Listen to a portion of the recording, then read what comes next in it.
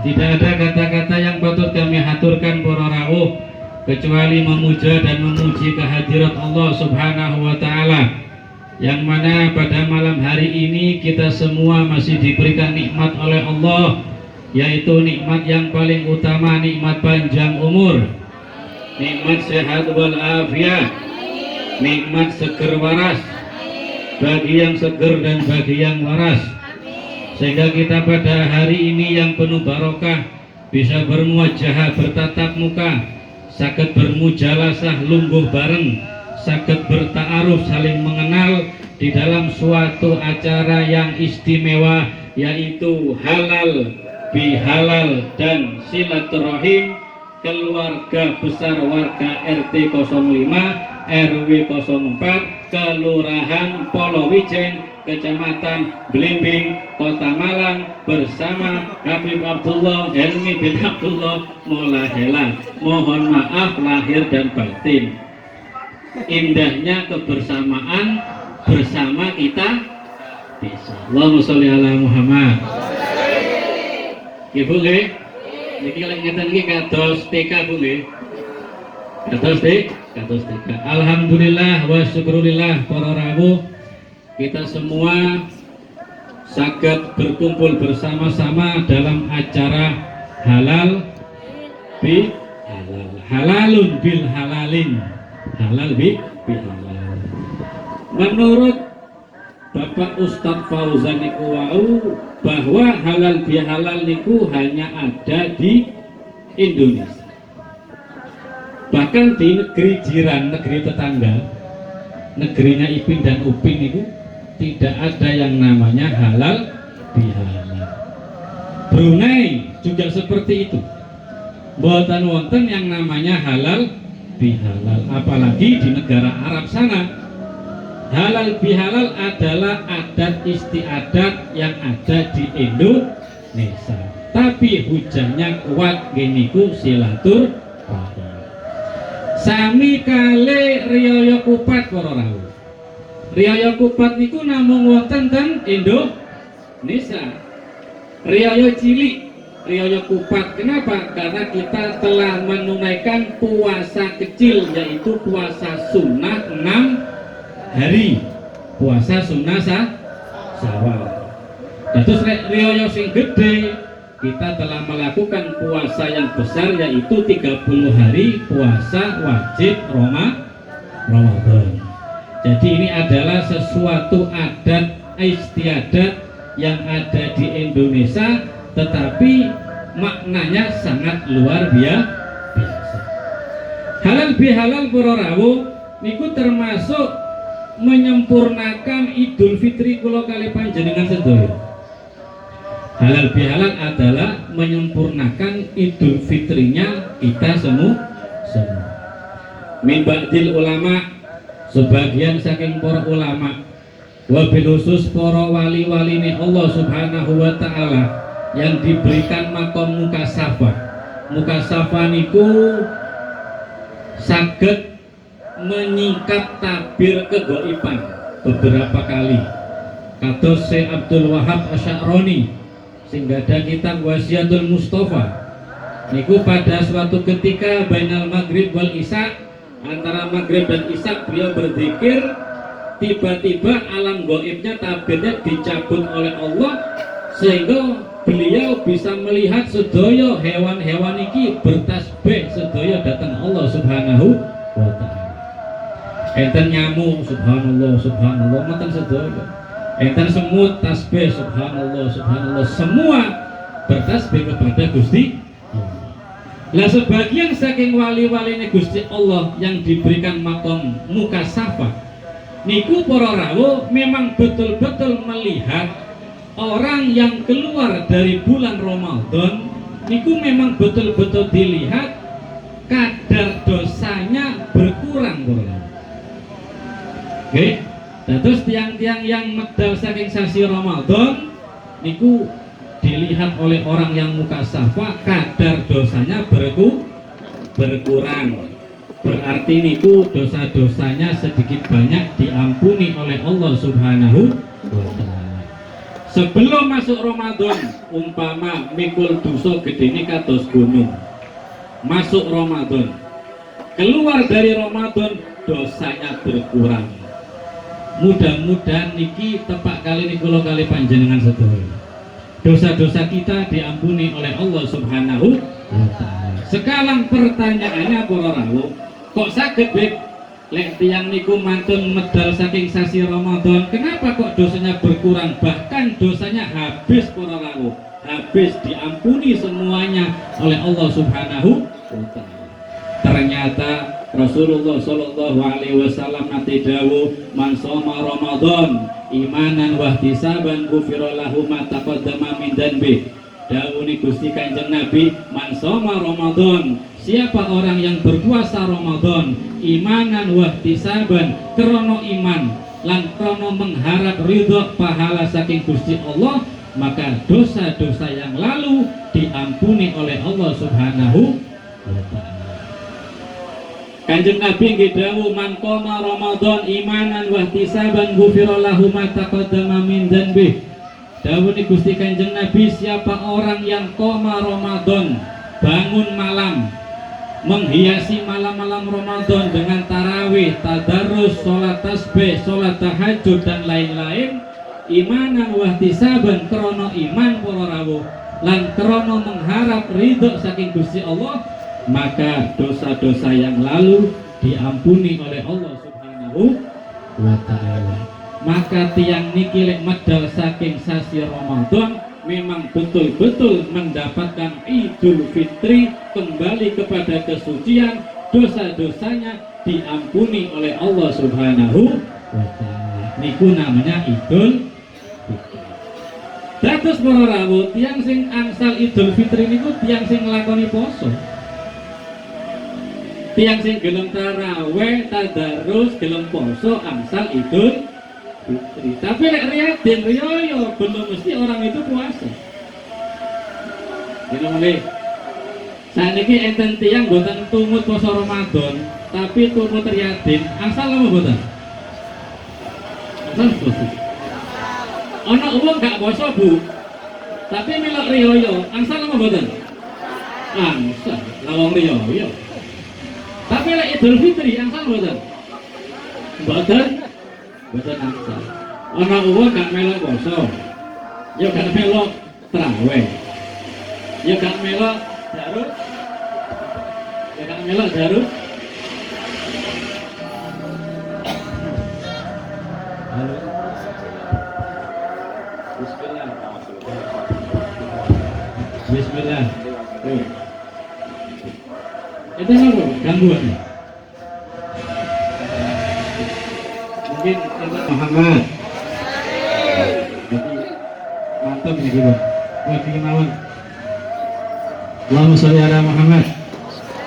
Nah, pertanyaannya para rawuh, lek ana tiyang boten poso, tapi tumut riyaden, asal boten? Asal boten? Gak melok poso, tapi omahe poso. Asal boten?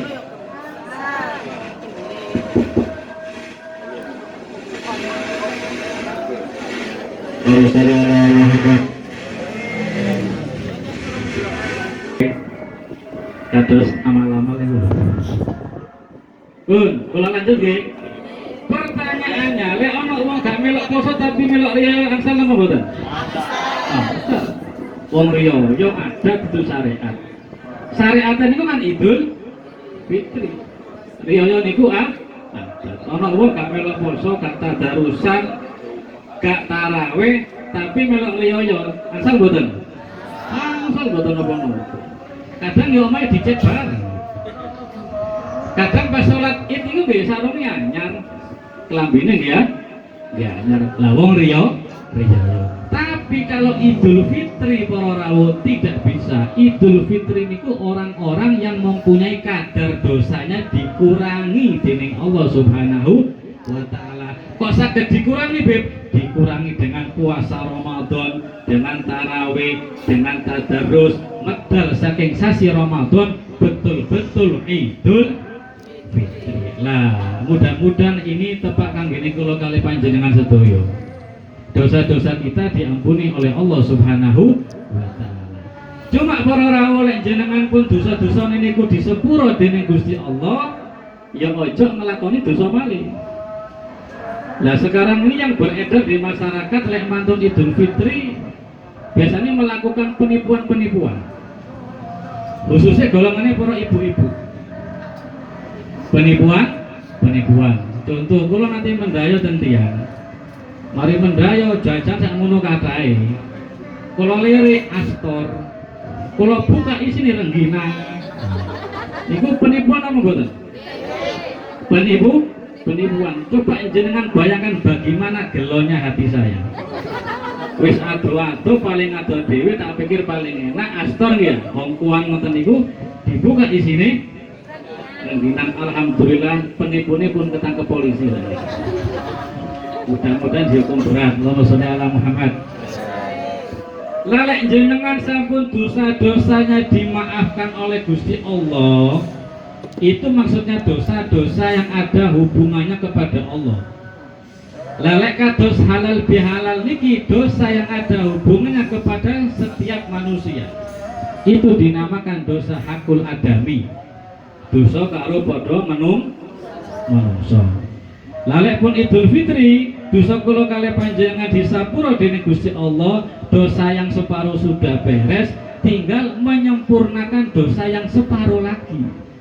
Makanya diadakan Idul Fitri dan silaturahim. Dawuhne Gusti Allah, inna rahmatullah la yanzilu ala qaumin qata'ar rahim. Sak temene rahmat welas asine Gusti Allah tidak bakal turun pada suatu kaum yang memutuskan tali silaturahim. Lah sakniki pada malam hari ini kita semua berkumpul bersama-sama halal bihalal dan silaturahim. Mudah-mudahan pada malam hari ini kita mendapatkan rahmat welas asine Allah Subhanahu wa taala. Amin Allahumma amin. Pun dosa kan Gusti Allah beres, tinggal separuh dosa kepada sesama manusia.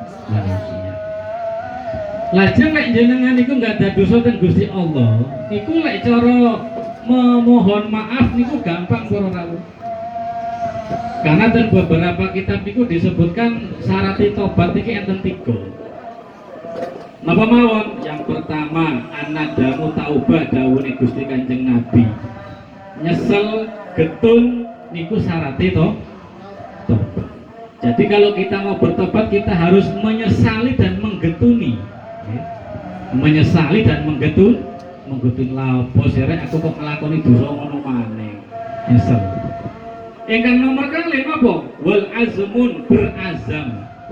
Azam niku napa? Krenteke ati dibarengaken kali kelakuan. Niku jenenge azam. Lek niat boten. Niat iku krenteke ati kelakone make. Contoh jenengan sakniki niat aku meneh ajengi ten pasar besar. Niate sakniki ten pasar besare nggih benjing. Niku niat. Krenteknya hati, prakteknya bisa kapan. Tapi lek azam niku krenteke hati dilangsungkan dengan prakteknya. Terus yang pertama syarat tobat niku jenengan kedah getun. Lepon getun lah apa kok nglakoni dosa rek. Yang nomor 2 berazam aku niat gak nglakoni dosa maneh. Yang nomor 3 istighfar beres. Walaupun dosa kita sebesar gunung meliputi langit dan bumi, pokok gelem tobat beres. Sing repot iki lek duwe dosa nang menungso. Lek dosa nang menungso para rawuh, lek di alam dunia tidak beres, maka niki mboten beres sampai ten akhirat. Repot apa mboten? Repot. Napa dosa yang terhadap manusia nggih kata contohnya nggih rasa-rasa niku wau tirose Ustaz Fauzan. Rasa-rasan pernah membuka aib seseorang, nate ngisi-ngisini, pernah ngampleng, memukul, menyakiti hati, menyakiti fisik, itu dosa hakul adam, dosa sesama manusia. Kalau orang yang didolimi boten nyepuro para rawuh niku mangke persidangannya sampai ten akhirat. Maka nalikane Idul Fitri Gusti Kanjeng Nabi nanti dawuh atadru nakal muflis. Para sahabat, napa jenengan sapa sing dimaksud wong sing bangkrut niku? Sahabat jawab Kanjeng Nabi, wong sing bangkrut niku la dirhamala wala mata. Wong sing bangkrut niku Kanjeng Nabi wong sing boten gadah dirham, boten gadah cuan dan tidak punya dunia. Itulah orang yang bangkrut. Maka Kanjeng Nabi menjawab, orang yang bangkrut inal muflisa min ummati. Sesungguhnya orang yang bangkrut yaitu orang yang datang pada hari kiamat membawa pahala sebesar gunung, akan tetapi ketika disidang oleh Gusti Allah pahalanya habis, yang ada dosa sebesar gunung. Niku maksudnya pripun ngeten? Eten tiyang niki para rawuh ahli ibadah, senengane salat, poso, ngaji, tapi nang tanggane boten rukun. Enten apa mboten? Seneng hadir manakipan, solawatan, siti gosaan. Apa? Tadi siti gosa. Solawatan, manakipan, siti gosah, rajin, tapi gak nyopo sampai 3 dino. Enten apa mboten? Wonten. Enten malih seneng rasan-rasan berjamaah. Enten apa mboten? Tapi penuh masalah kampung sini. Ada semua nih. Rasan-rasan berjamaah enten puri 3 dina wonten tukaran wonten. Niku walaupun jenengan ahli sholat, ahli tahajud, ahli poso, ngaji Quran, khataman, nggih sholawatan, siti gosaan, tapi lek nang menungso boten bagus, itulah yang dimaksud dengan muflis, orang yang bangkrut. Eden tiang niku ahli sodako, ahli sholat, tapi kepada manusia boten bagus. Memang niki wong niki ahli ibadah. Maka orang ini datang pada hari kiamat para rawuh nggawa ganjaran kados gunung. Yo ganjarane sing siti gosa, ganjarane sing manakipan dan lain. Seneng tiang niki. Polane ganjarane kados gunung. Sedeng wis kate mlaku mlebu nang surga, tiang-tiang sing didolimi niku jejer kono.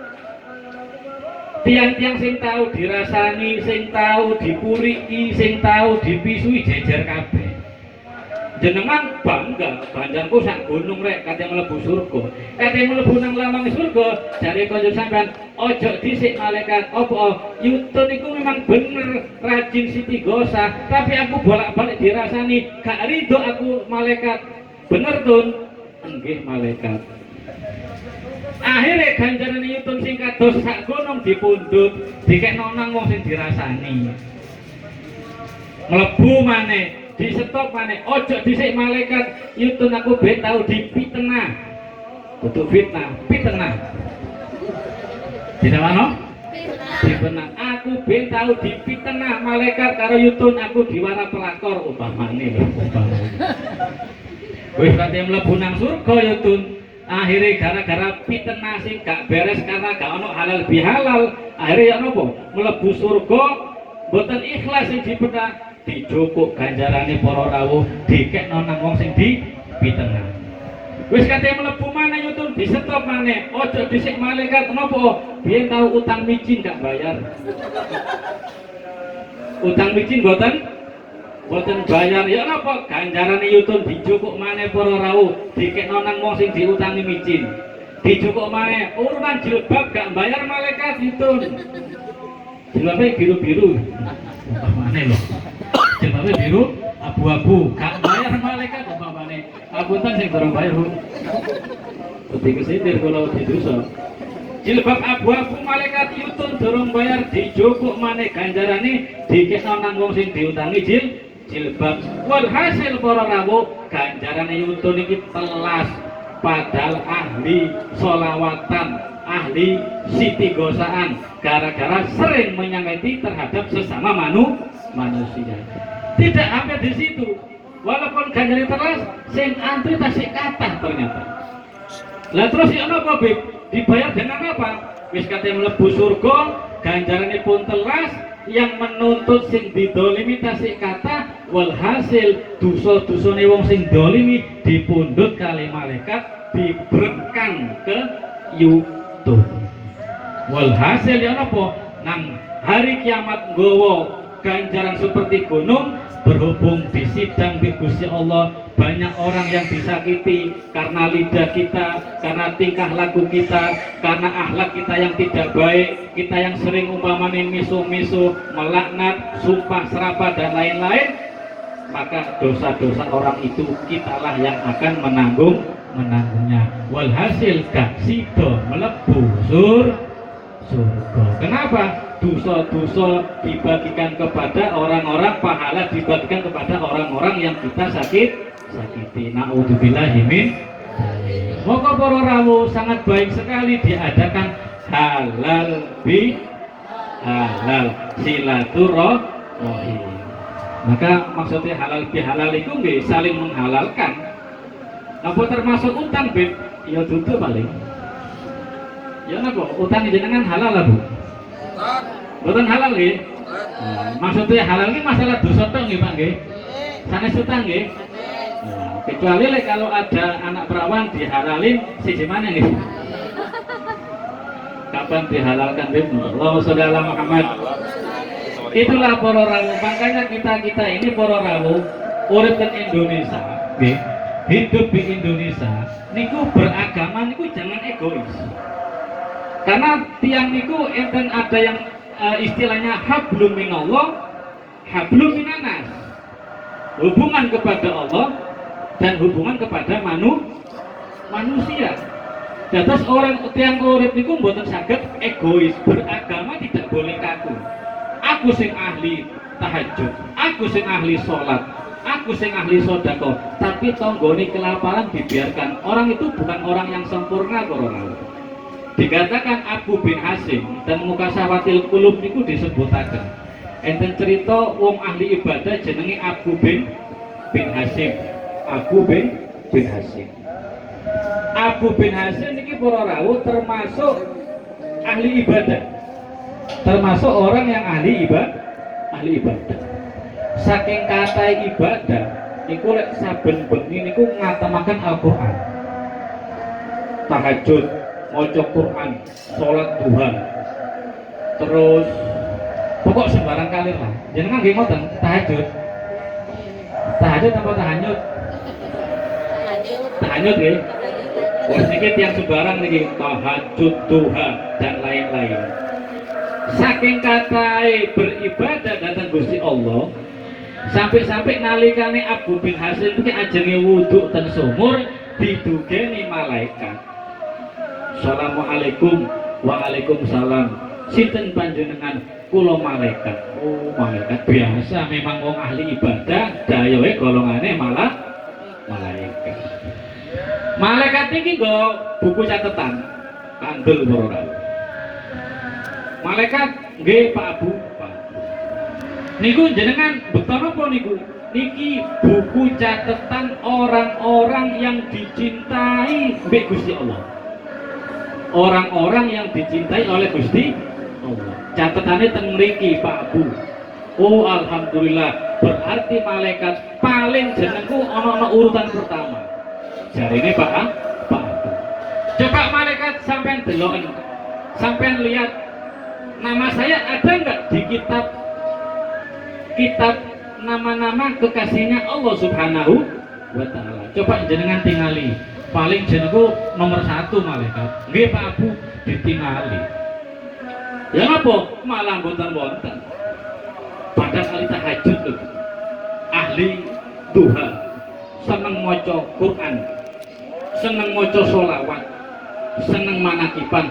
Tetapi tidak ada di daftar orang-orang yang dicintai oleh Allah Subhanahu wa ta'ala. Boten wonten para rawuh. Lho Pak Abu ternyata nama jenengan boten wonten lho Pak Abu. Lho lah kok saged? Lah wong kula niki ahli ibadah. Mosok jenengan boten nyatet malaikat. Jadi kula niki kepengin nyatet jenengan Pak Abu sebagai orang yang banyak ibadah. Tetapi ketika aku akan mencatat nama jenengan dalam buku daftar kekasih-kekasihnya Allah, kula niki dilarang dening Allah Subhanahu wa taala. Ojo abu, ojo dicatat. Kenapa? Karena jenengan itu orang yang egois. Wa hablum minallahnya bagus, tapi hablum minanas sesama manusia boten bagus. Contoh, lek jenengan kerja bakti. Tengerki enten kerja bakti, Pak. Kerja bakti. Pak, make benjing nggih kerja bakti. Waduh. Mane jam hari Minggu biasanya nggih Pak ya. Hari Minggu kerja bakti, ada orang disusul, Pak, monggo sama-sama kerja bakti. Waduh, aku mambengi tahajudnya 50 rakaat, aku ngantuk saya. Umpam. Pak, monggo agustusan. Waduh, aku pas poso sunnah, gak iso. Nah, orang yang semacam ini betul hubungan kepada Allah bagus, ahli tahajud, ahli poso sunnah, tapi hablum minanas tidak bagus. Maka itulah bukan orang yang sempurna. Oke? Allahumma sholli ala Muhammad. Lek kula niki ningali kisah-kisah zaman dulu, ternyata Rasulullah Shallallahu alaihi wasallam itu selain hablum minallahnya bagus, hablum minanas juga bagus. Dikatakan Imam Abu Hasan Asyadili, Imam Hasan Al-Basri, muridnya Sayyidina Ali bin Abi Thalib. Niku selama 20 tahun Imam Hasan Al-Basri niku napa? Kontrak ora kontrak selama 20 tahun. Di atasnya niku ditinggali oleh orang Nasrani. Sanes Masroni ya, Masroni niku wau MC. Nasrani orang non muslim. Ketika Imam Hasan Al-Basri niki sakit, terus disambangi kali tiang non muslim niki wau. Disambangi jenengan sakit nopo Pak Hasan? Nggih biasa sakit ngeten niki yo ala nggih mugi-mugi cepet saras. Nggih Mas, matur sembah nuwun.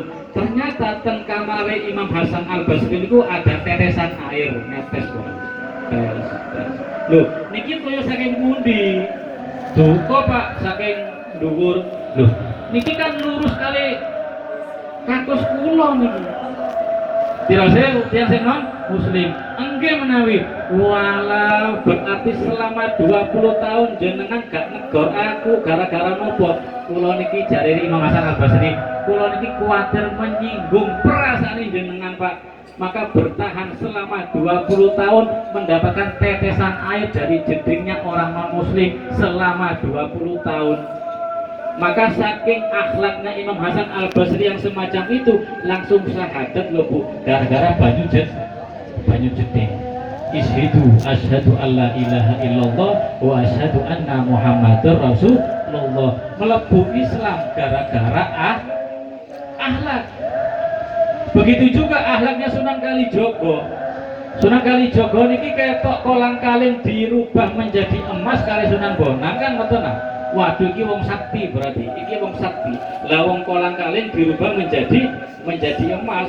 Akhirnya Sunan Bonang belayu diuber, Sunan Bonangnya tiba tanpa sengaja mencabut suket kena jabut. Lho gara-gara jabut suket sing boten sengaja niku lho para rawuh nangis Sunan Bonang.